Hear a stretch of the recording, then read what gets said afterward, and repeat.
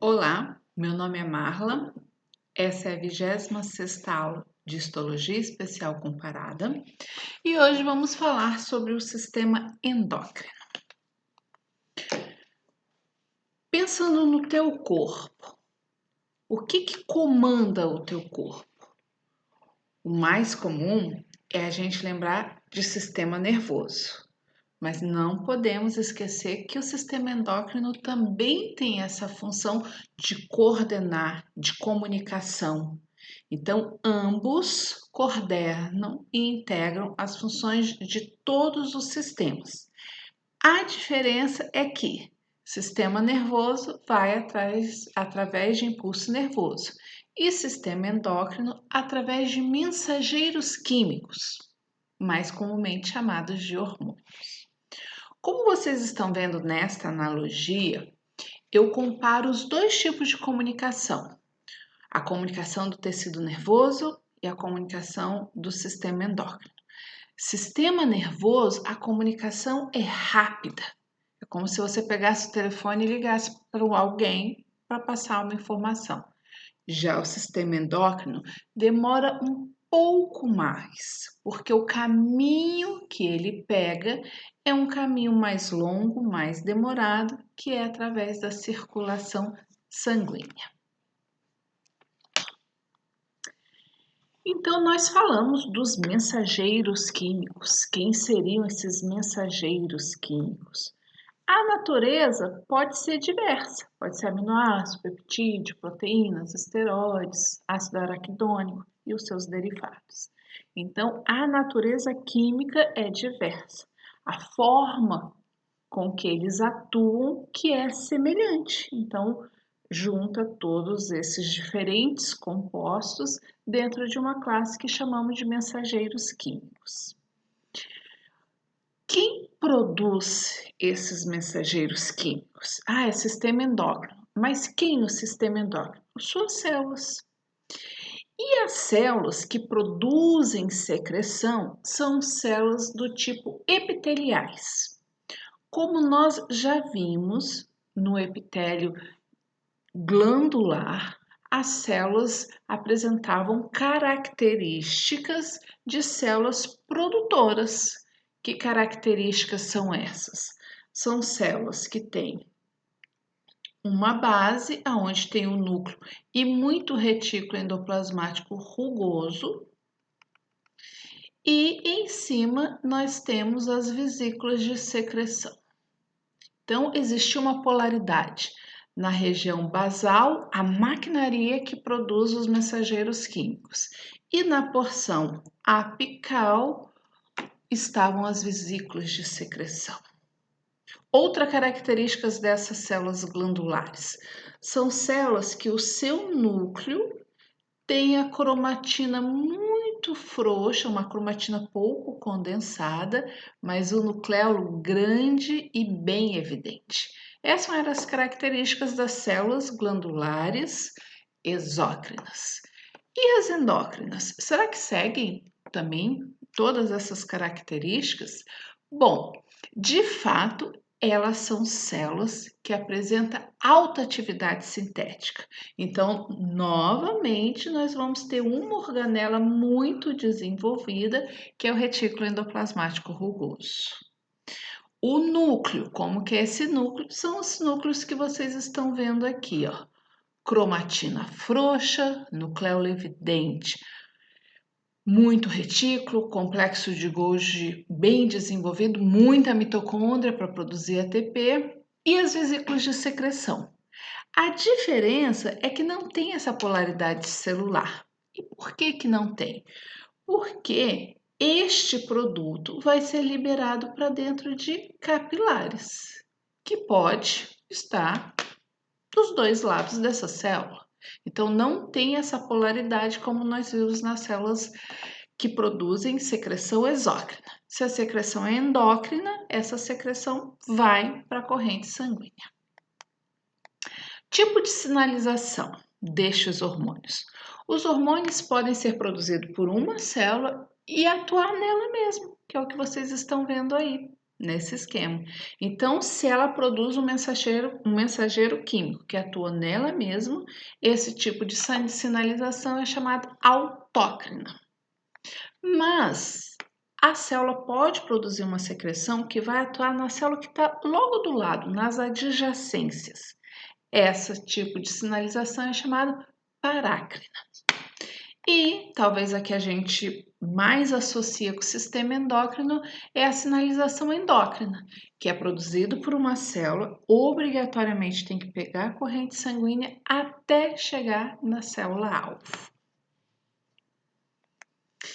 Então, nesta secreção que vai para distante da célula, que tem que percorrer a circulação sanguínea, como que aquele hormônio sabe em qual célula vai ter que atuar? Por que durante este caminho que ele está percorrendo não para e se liga a qualquer tipo de célula? Porque os hormônios, para eles se ligarem às células, essas células têm que ter os receptores. Então, a célula-alvo é aquela célula que tem um receptor para o hormônio. Só então o hormônio se liga àquela célula e vai efetivar sua ação. E o interessante é que o mesmo hormônio pode se ligar a células diferentes e até produzir efeitos diferentes. Ou seja, o mesmo hormônio, as células estão diante da mesma situação, do mesmo mensageiro químico, mas elas respondem de maneiras diferentes. Agora, então, vindo para a histologia, como que as células que produzem hormônios se organizam para formarem as glândulas?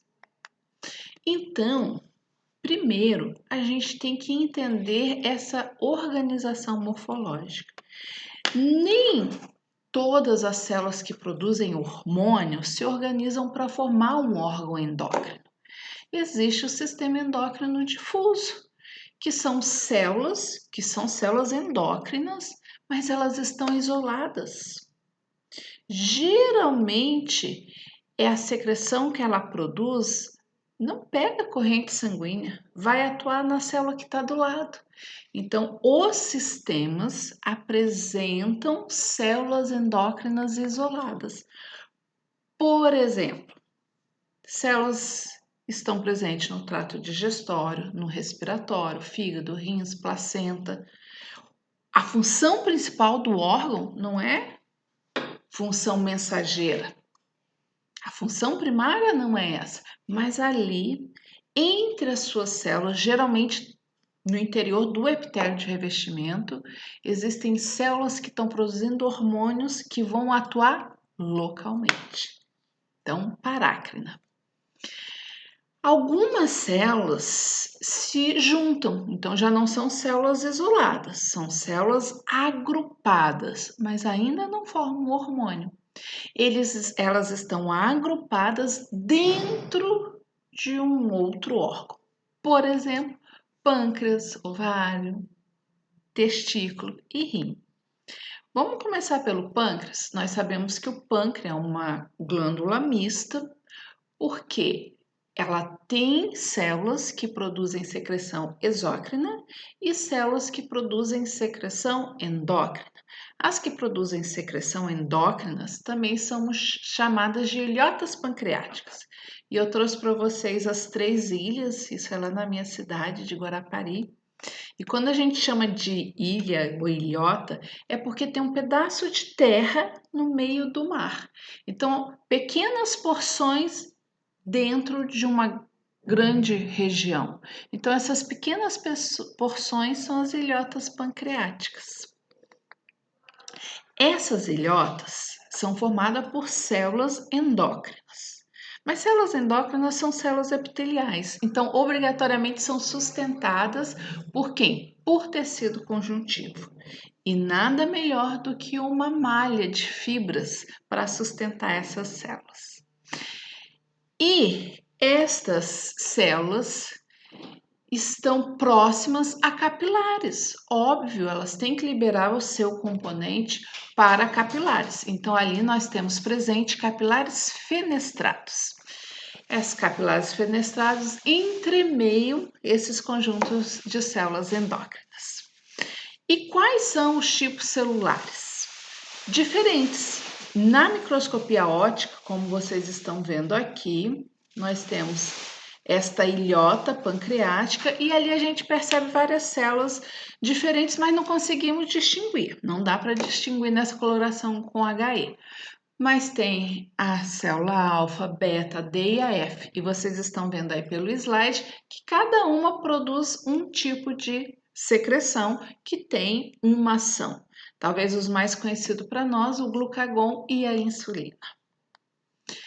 Outro órgão que dentro dele tem células que produzem secreção. O ovário. Isso aí nós já vimos lá no sistema genital feminino. A gente viu que lá no ovário, depois que acontece a ovocitação, forma o corpo lúteo. E esse corpo lúteo vai produzir hormônio, no caso progesterona, para manter a placenta. E aí, quando a placenta é formada, então esse corpo lúteo ela deixa de ter sua função e a placenta exerce essa função. E no sistema urogenital, nós também vimos um órgão onde dentro dele tem células que produzem hormônio, os testículos. Dentro dos testículos tem as células intersticiais que vão produzir quem? A testosterona. E no rim? Sim, sistema excretor a gente também viu. Lá tem o aparelho justaglomerular. E neste aparelho que você tem aqui é o túbulo contorcido distal e aqui o glomérulo, você tem as células que se diferenciam, as células do túbulo contorcido distal que se diferenciam e aqui ó, nessa arteríola nós temos células muito importantes, que são as células justaglomerulares, que são modificadas e elas vão produzir a renina, que vai participar da regulação da pressão do sangue. Agora sim, finalmente chegamos nos órgãos endócrinos. Os órgãos endócrinos têm como principal função a síntese do hormônio. Em alguns casos também armazenam e secretam este hormônio. Quem são eles? Hipófise, tireoide, paratireoide e suprarrenal. Então, nesta aula, nós vamos ver como estes órgãos estão organizados histologicamente. Então, primeiro, vamos pensar na origem das glândulas. Como nós já vimos, as glândulas, elas são formadas por tecido epitelial. Então, teve origem na ectoderma. Esse tecido sofre uma invaginação, como vocês estão vendo aqui, e acontece uma diferenciação celular. Que diferenciação celular é esta? Algumas células se diferenciam na função de produzir secreção, como essa que está em verde. E, obviamente, em torno dessas células nós temos os capilares, nas duas situações. Percebam nesse esquema que a comunicação com o tecido que deu a sua origem foi rompido, não permanece essa comunicação. Nas glândulas endócrinas permanecia. E nesse esquema nós já estamos vendo os dois tipos de glândulas endócrinas que existem no nosso corpo. Essa que as células formam folículo, várias células em torno de uma luz, então é a glândula folicular, e nessa que formam cordões, glândulas cordonais. Então, a glândula folicular, eu estou trazendo para vocês uma analogia com a bola. Nós temos várias células, umas encostadas nas outras, a gente tem que pensar isso em 3D, por isso que eu trouxe a bola para fazer a analogia, e elas vão capturar os precursores que estão passando nos capilares aqui na volta, vão processar e produzir uma secreção que fica temporariamente armazenada. Quando existe a necessidade, acontece a fagocitose desse produto, é processado novamente e manda os hormônios para a corrente sanguínea. Já a glândula, que é cordonal, ela não armazena nenhuma substância. Então, aqui eu faço uma analogia com colar de pérolas. Agora, se imagina esse colar de pérolas dentro de uma sacolinha. Então, as células ficam todas muito próximas uma das outras. E ela captura as moléculas necessárias do sangue, processa e libera o mensageiro químico. E o tecido conjuntivo? Bom, se é um órgão epitelial, obviamente tem tecido conjuntivo envolvendo. Será que só envolvendo? Não, esse tecido conjuntivo também entra e sustenta esse tecido epitelial. Então, as glândulas endócrinas têm cápsula. Quando essa cápsula entra, ela é chamada de septo ou tramécula. Toda parte que é de tecido conjuntivo é chamado de estroma, mas a maior parte do órgão é formada por o tecido epitelial que está produzindo os mensageiros químicos. Essas células juntas chamam parênquima. O parênquima de um órgão endócrino são as células que produzem secreção e o estroma é aquilo que sustenta essas células. Vamos começar pela primeira, a tireoide. Então, a tireoide está na região cervical, é uma glândula folicular, a que a gente acabou de falar, né? É como uma bolsa. E a glândula é formada por várias células, essas células chamam tireócito. E como eu já expliquei para vocês, ela armazena no seu interior este produto, que é o coloide. O coloide é formado por tireoglobulina. Quando há necessidade, acontece a fagocitose desse produto e ele produz o T3 e o T4 e libera para a corrente sanguínea.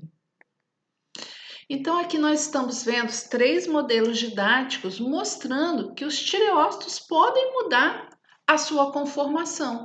Então, se a célula daquele folículo não está produzindo, processando os hormônios, é uma célula achatada. Quando acontece a necessidade, como eu disse para vocês, essas células capturam aqui dos capilares as moléculas necessárias, processam e armazenam. Então, vocês já perceberam nesse segundo modelo aqui que é uma célula mais alta, é uma célula alta. Olha o retículo mais desenvolvido, porque ela está capturando, ela tem mais mitocôndria, porque ela está mais ativa, né? Ela capturou, processou e, produziu vesículas de secreção. Para onde que vão essas vesículas de secreção? Aqui para o coloide. Então, ele faz exocitose e libera para a região interna, que é o que forma o coloide. Mas agora o corpo precisa de T3 e T4. O que esta mesma célula faz? Ela captura esse coloide, como vocês estão vendo aqui, e ela faz o que então? Uma fagocitose. Faz fagocitose, processa e envia para a corrente sanguínea. Então, é uma célula que normalmente muda as suas características porque ela está num processo metabólico diferenciado. E próximo a este folículo existem outras células muito importantes que também são células endócrinas, que é a célula C ou parafolicular, do lado do folículo. Ela produz a calcitonina, que vai regular a quantidade de cálcio aí no sangue, diminuindo, por quê?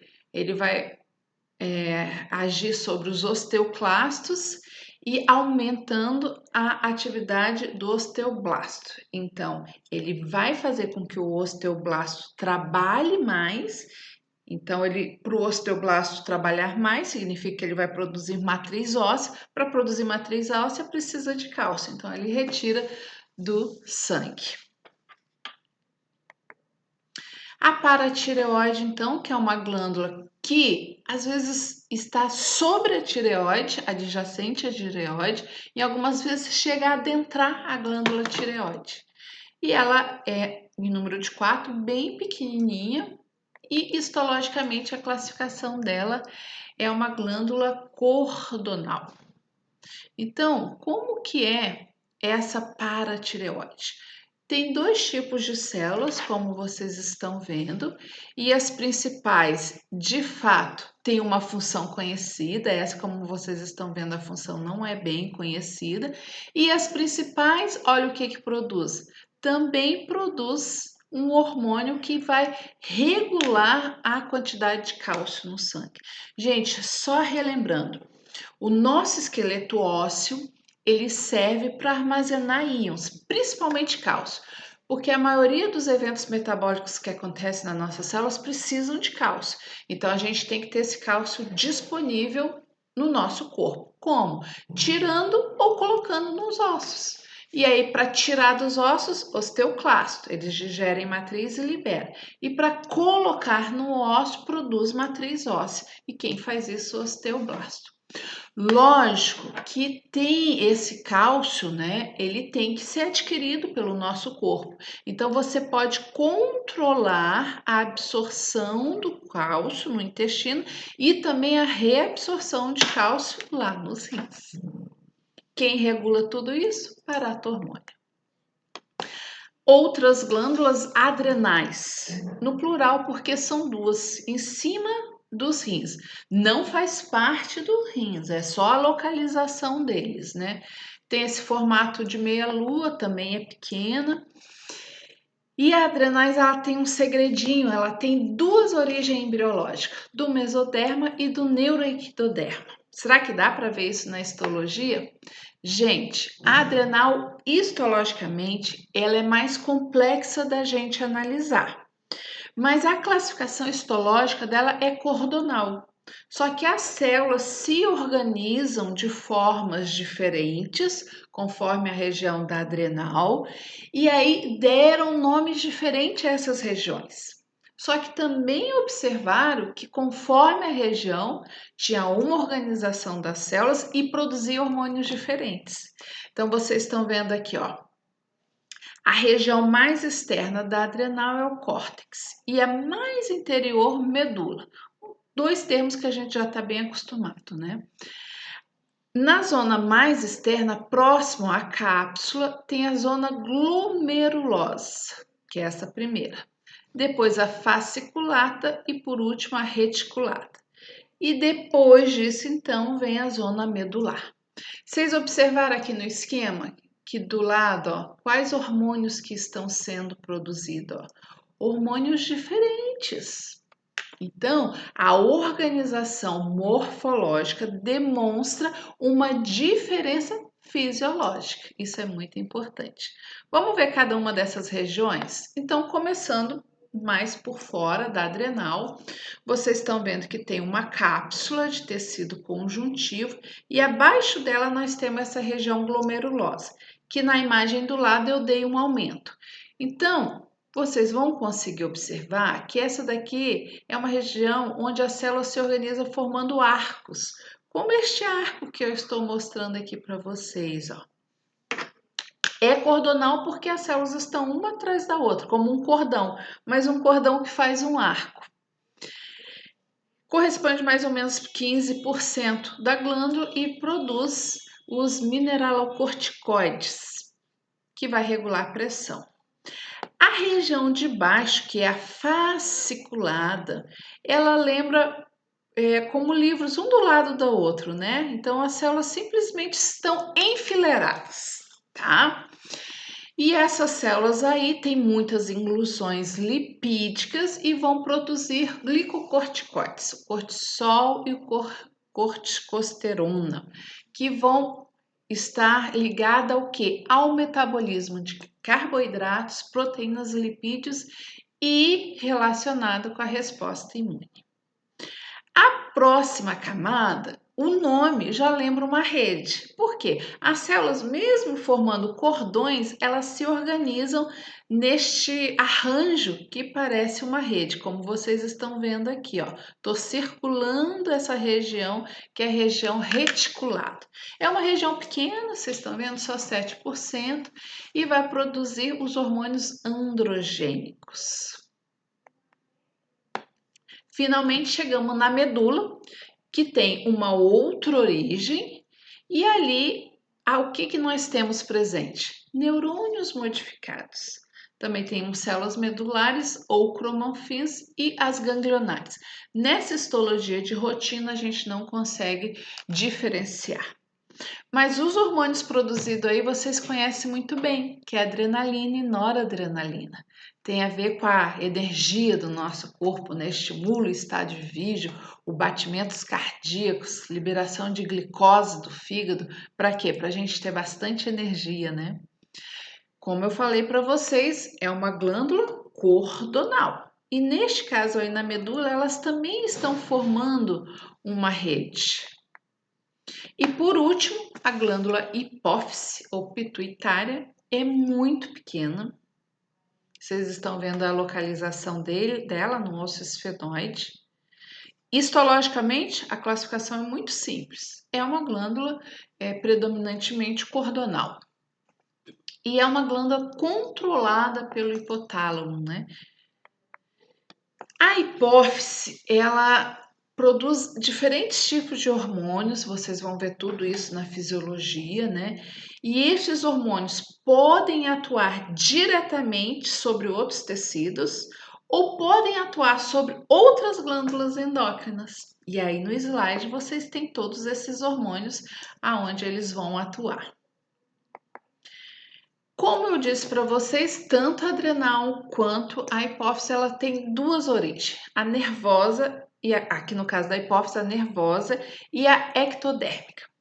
A origem nervosa vai dar origem à neurohipófise e a ectodérmica à adenohipófise. Então, como vocês estão vendo aí, durante o desenvolvimento embrionário, que vocês vão ver dentro da disciplina de biologia do desenvolvimento, obviamente, existe essa união dos dois tecidos para formar uma única glândula. Então, desta origem embriológica, nós vamos formar a neurohipófise e a adenohipófise. E a neuro, ela é dividida em regiões, eminência mediana, infundíbulo e a parte nervosa. E a adeno também é dividida em regiões, a distal, tuberal e intermediária. Como vocês podem ver no esquema, nós temos aí histologicamente essas diferentes regiões. Nessa imagem, o que a gente está conseguindo distinguir? A neurohipófise formada pela parte nervosa, tá? Que é a parte nervosa da neurohipófise. E a adenohipófise? A gente está vendo aqui as duas partes da adenohipófise, que é a distal. Lembrando, gente, que quando se faz um corte, perde essa visão, essa noção, né, de uma glândula tridimensional, né? Então, a gente tem que transpor isso para esse tipo de imagem. A região ainda intermediária, como vocês estão vendo aqui, tanto esta região quanto esta é intermediária, e ainda fazendo parte da adenohipófise a região tuberal. Então, aqui na histologia, a gente não consegue distinguir todas as partes, mas pelo esquema vocês estão vendo aí essa parte nervosa, então corresponderia a isso aqui que vocês estão vendo na glândula. O infundíbulo, que vai sair daqui, mas na histologia a gente não pegou essa região, e a eminência que também eminência mediana, que também a gente não está vendo ali. Sabemos que existe, mas nessa altura do corte histológico não estamos vendo. Diferente disso, a gente consegue ver todas as três partes da adenohipófise: a distal, a intermediária e a tuberal. Histologicamente, como que é, né? Só lembrando que o pedículo hipofisário, que liga a hipófise ao hipotálamo, é formada pela parte tuberal da adenohipófise e pelo infundíbulo da neurohipófise. Começando pela neurohipófise, então é também dividida em regiões, e na histologia o que a gente está vendo é esta parte aqui, ó, que no nosso corte fica nesta região aqui, ó, parte nervosa. que tem nessa parte nervosa? A gente está falando de glândula e de repente nós temos uma glândula que não tem célula secretora. O que ela tem nela? Axônio. Axônio? Sim, e esses axônios, não é nem o neurônio inteiro, é só o axônio. Eles estão vindo de corpos celulares, olha aqui os corpos celulares, que estão presentes lá no hipotálamo. Lembra que esses dois órgãos estão intimamente ligados, metabolicamente ligados? Então, nós temos aqui o neurônio e o seu axônio, que vai se estender aqui para a parte nervosa. Ó. Aqui dentro nós temos o axônio. E acontece que esse axônio, o final dele, ele se dilata. E aí forma aquilo que são conhecidos como corpos de Hering. É simplesmente a extremidade do axônio de neurônios, né, que acumulou neurosecreção. Esses hormônios, essa neurosecreção, perdão, tá vindo de onde? Lá do hipotálamo. E além destes corpos de Hering, que é o que vocês estão vendo aqui, ó, vou circular.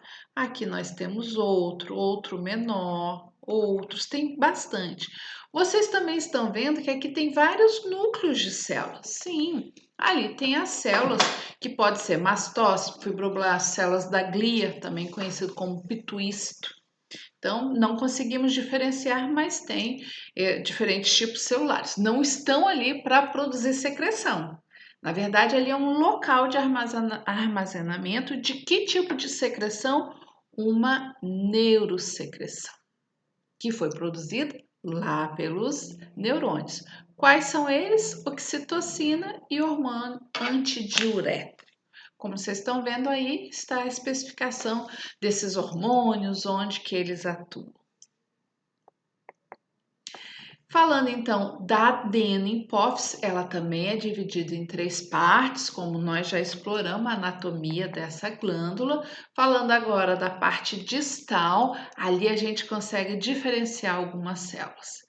Vamos falar da primeira. Cromófobos. Cromófobos significa que tem fobia da cor, ou seja, é uma célula que seu citoplasma não se cora bem. A gente consegue ver apenas o núcleo, como vocês estão vendo nessa aqui, ó, vou circular. O núcleo bem evidente, mas o citoplasma aqui, ó, o citoplasma está muito clarinho. Então, fobia de cor. As cromófilas, então cromófilas, amiga da cor. E aí pode ser de 2 tipos, acidófilas e basófilas. A acidófila é a mais fácil da gente identificar porque o citoplasma é bem rosa. Vocês estão vendo várias aí nessa imagem, né?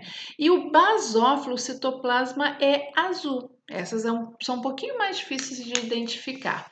Então, histologicamente, a gente vai diferenciar pela cor do citoplasma. Mas este citoplasma é carregado de hormônio, como vocês estão vendo no slide. Aqui as acidófilas, hormônio somatotrófico e prolactina. E a basófila, o FSH, que está envolvido no crescimento dos folículos ovarianos, como nós já vimos no reprodutor, secreção de estrógeno, estimula a espermatogênese, produz hormônio luteinizante, adrenocorticotrófico, tireotrófico, ou seja, hormônios que vão atuar em outros órgãos, como nós falamos anteriormente. E a parte intermediária da adenopófise, que é aquela que fica ali do ladinho da neurohipófise, né? É entre a parte neural da neurohipófise e a parte distal. Então, toda essa região aqui é intermediária e esse interior aqui é a bolsa de Röntgen. Esta região pode-se encontrar as células organizadas na forma de cordões, mas também células organizadas na forma de folículo. Então, ela é predominantemente uma glândula cordonal, mas pode também ter folículos. Em humanos, essa região é pouco desenvolvida, a função dela nem é bem conhecida, provavelmente está relacionado com a produção da melanina. A parte tuberal, então, né, como vocês estão vendo aqui, seria essa região, ela é predominantemente cordonal, ela vai produzir os hormônios folículo estimulante. Quando a gente pega a literatura, isso aí tem um pouco de divergência, e o LH também. E nessa região, né, que fica parte da tuberal, que é o petículo hipofisária, como eu disse já para vocês no slide anterior, vai ligar a hipófise ao hipotálamo. Sim, estão ligados, né? E aí, essa parte tuberal faz parte desta ligação. Então, como vocês já devem ter visto em fisiologia, a hipófise ela produz muitos hormônios e esses hormônios atuam sobre muitos órgãos, como vocês estão vendo aí neste esquema. E além da hipófise produzir seus hormônios, ela também armazena neurosecreção, que está vindo lá de cima, lá do hipotálamo. Armazena aí e libera, atuando em diferentes órgãos. Outros questionamentos a gente vê na aula síncrona.